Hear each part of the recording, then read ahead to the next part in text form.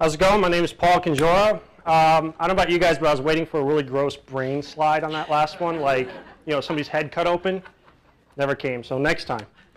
I wasn't always Lord Solar, and you know, I became Lord Solar by actually going to California and spending some time at a conference, and it was a great conference because what they really pointed out was the fact that yes, we've got oil, yes, we've got you know, tons of coal and resources, but what we've really got is we've got a lot of sunlight. The U.S. actually gets tons of sun, so I'm really amazed by the fact that people go out and talk about oil and things like that.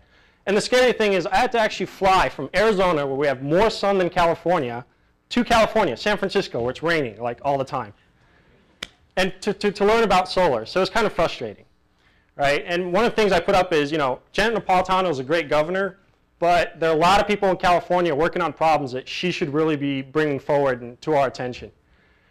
This is actually my house, or Lord Solar's lair, whatever you want to call it. Yeah, it's a modest house, average Arizona home. And what I did was after coming back from the trip, I said, I need solar panels, right? And I need them because, yeah, they're cool, they get you the girls. But I also need them because, it's the right thing to do. I mean, we've got tons of sun. So I had a company come out from California, actually, and put the solar panels up for me. Now you're going to ask, how much did this cost? Right? I'm not rich, trust me. And the answer to that is, and I could actually take a guess. Anybody? $1 grand. So the answer is actually zero. It cost me nothing. And the reason it cost me nothing is because I'm leasing these panels.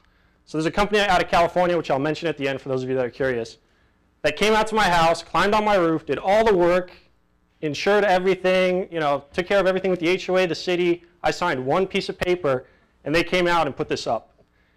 And I love it because I get to stick it to APS. Right? That was my biggest reason for doing it. So what ends up happening is when they put this up, they send me a bill. And the bill's about, for me, it's about $70. And then APS charges me $15. And this supplies all the power to my house. They mounted this system on the back side of the house. Didn't even have to come into the house. They did it in about 3 days, which was amazing. And what they did was they came in and mounted a collector box, which you see on the left, that basically aggregates all the stuff from the solar panels, puts them together into this big wire. There are safety locks on it because I didn't want kids getting into it. It's really bad and dangerous and stuff.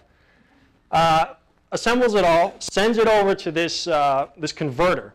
And the converter actually sends it over to the switch first. And we actually had this put in just to control the security system. So it sends it over to this. This is the emergency shutoff for when you're working on the solar panels. And then it goes to this inverter. And the inverter basically takes it, there's a couple of motors or something in there, I don't know, it's magic, and converts it over to, from DC to AC. And it's really cool. There's a little black antenna at the top, and I'll show you later. It actually sends it over the internet, and I can check it out at any time, real time, what it's producing. So it's kind of neat. And then all they did is they looped it into a meter that spins backwards, and then looped it into my fuse box. And then APS has a secret shutoff switch that they come over and turn off in case anybody's working on the power. What really happens on a good day from the solar is that it generates this nice curve. And you know, I used to be real smart at math. I graduated from college a long time ago and forgot it all. But I'm sure it ties back to like the pattern of daylight that goes around the Earth at some point. Yeah. So on a partly cloudy day, it gets kind of interesting. It's kind of fun to go through this because you can go through it day by day. And you could almost see individual clouds going by. I mean, there's literally days I go out and I see this one cloud floating over, and I'll go to this and I'll see a little dip, right? And the most amazing part of this is it actually generates power when it's raining. I mean, this was a really heavy rain day. February 9th, it was just pouring up at my place. And it was still generating power, which amazed me. I mean, I'd look out and I see dark gray clouds, and it's still generating stuff.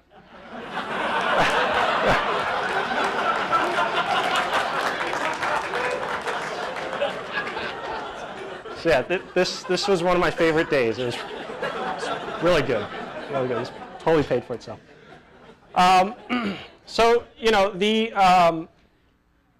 the week-long kind of graph of this kind of shows you that it does vary day by day. But the idea is that from talking to these guys, I'm over-generating during the day and I'm using at night, which is why I still have to be connected to APS. So what ends up happening is over the long term, even though there's a variance and all that fun stuff, I'm supposed to break even. So all I'm paying these guys is really for what I'm using. right? And that's the beauty of the lease. I didn't have to go out and spend 20 grand to get solar, which means anybody in this room can go out and get it. And I think that in Arizona, we definitely have the ability to do it. Again, there's a number on the screen. You know, it wouldn't make sense to tell you about it and then not tell you how to get it. So if you want, contact that guy, and he'll let you know. Thanks.